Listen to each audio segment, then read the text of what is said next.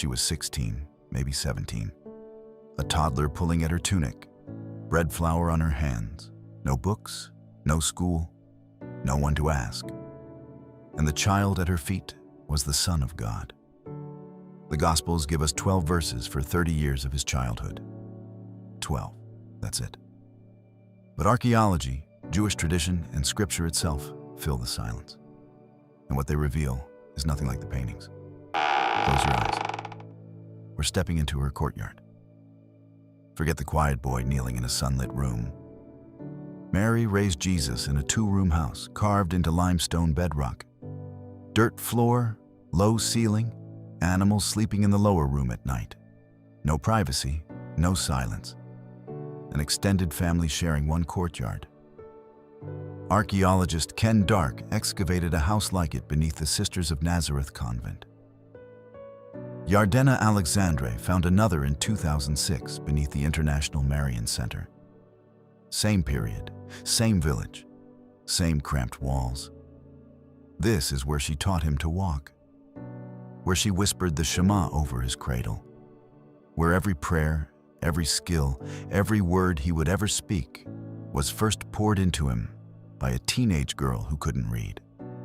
For the next few minutes, we're walking through the 30 years no one shows you. She swaddles him in linen strips 4 fingers wide, arms at his sides, legs straight, the way Ezekiel 16 describes, the way Jewish mothers had done for 1,000 years. She nurses him for 3 years. That was normal. The Talmud records it. 2nd Maccabees mentions it. In a world without formula or clean cow's milk, her body was his survival. And infant mortality in 1st century Galilee ran around 30%. A cough could kill. A fever could kill.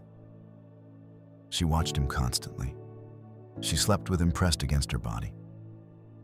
Every night, she spoke the same words Jewish mothers had whispered for centuries. Hear, O Israel, the Lord our God. The Lord is one. The Shema, Deuteronomy 6:4. The words Jesus would later call the greatest commandment. He didn't discover them as a rabbi. He learned them from her in the dark before he could speak. At age 3, the teaching began. The Mishnah is specific. A Jewish boy starts Torah at 3. Not reading, memorizing. Verse by verse, repeated back until the words lived inside him.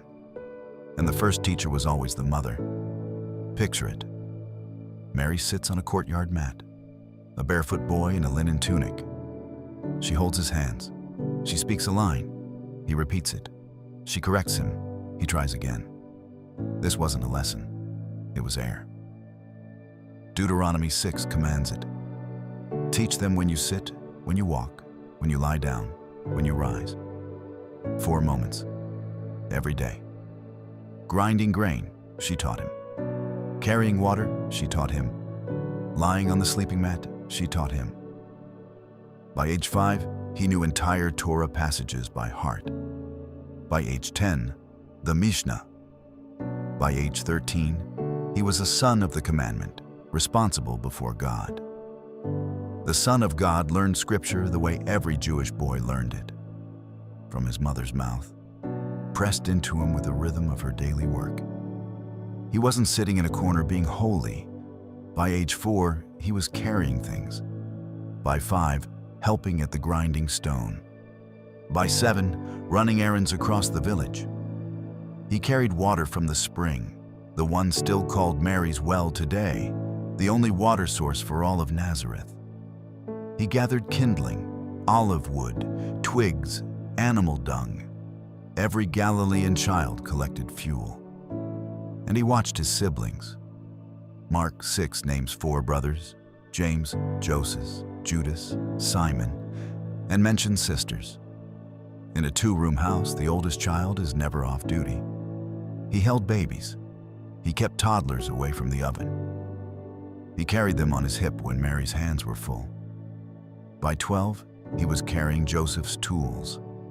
The hands that would one day break bread for 5,000 were first calloused by chisel and stone.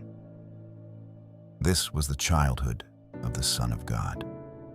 chores, siblings, dust, sweat. Friday evening. The sun touches the western hills. Mary has been working since before dawn. The bread is pulled from the taboon oven, still warm. Lentils stew in a clay pot. The courtyard swept. The children called inside. She kindles the Sabbath lamps, small clay vessels, single wicks. On Sabbath Eve, more than one. The warm light fills the room. The work stops. The world goes quiet. She speaks the blessing. Blessed are you, Lord our God, King of the universe, who has sanctified us with his commandments. Jesus watches her every Friday for 30 years. The same motion, the same words, the same pause as the village falls silent. The family gathers on the mat. No table, no chairs. Mary serves the bread. Jesus, as the oldest son, breaks pieces and passes them to his siblings. The wine is blessed. Decades later, in an upper room in Jerusalem, Jesus will take bread, break it, and hand it to his disciples. He had been doing that motion since he was a child. He learned it from his mother. He was 12 when she lost him. Luke 2. Passover in Jerusalem, 80 miles on foot. The whole village traveled together, women and children in one group, men in another. Caravans of relatives walking in the dust. On the way home, they walked a full day before Mary realized he wasn't with them. A full day. For a modern mother, this sounds like negligence. It wasn't. In a caravan of dozens of cousins and aunts, children moved between groups. Mary assumed he was with Joseph. Joseph assumed he was with Mary. By evening, neither of them had seen him. They turned around. 3 days of searching a city of 50,000 for her 12-year-old. 3 days of prayer, tears, and imagining every disaster. She found him in the temple, sitting with the teachers, asking questions, answering questions. The scholars were amazed, and Mary said the words every mother who has ever lost a child would say, "Son, why have you treated us like this? Your father and I have been searching for you in great anxiety." He answered, "Why were you searching for me? Did you not know I must be about my Father's business?" She didn't understand. Luke tells us that plainly. But then comes the line that breaks you. His mother treasured all these things in her heart. Mary didn't understand her own son, but she held every moment, every strange word, every unexplainable thing. Decades later, when Luke was gathering material for his gospel, Mary is almost certainly where the childhood stories came from. She was the first witness, the first disciple. She held it all quietly for 30 years. Step back now, the swaddling bands. The Shema whispered over his cradle. The first Torah verses on his tongue at 3. Water carried from the spring. Siblings on his hip. The chisel. The scrolls at Bet Sefer. The Sabbath lamps every Friday. The bread broken and passed. The 3 days she searched. This was her life. Not for a season. For 30 years. A teenage girl in a village of 400 people raised the Son of God in a 2-room house with a dirt floor, grinding grain before dawn, teaching scripture with the rhythm of daily work. No books, no school, no formula, oil lamps, a sleeping mat. The Torah memorized in her own voice, and she did the work anyway.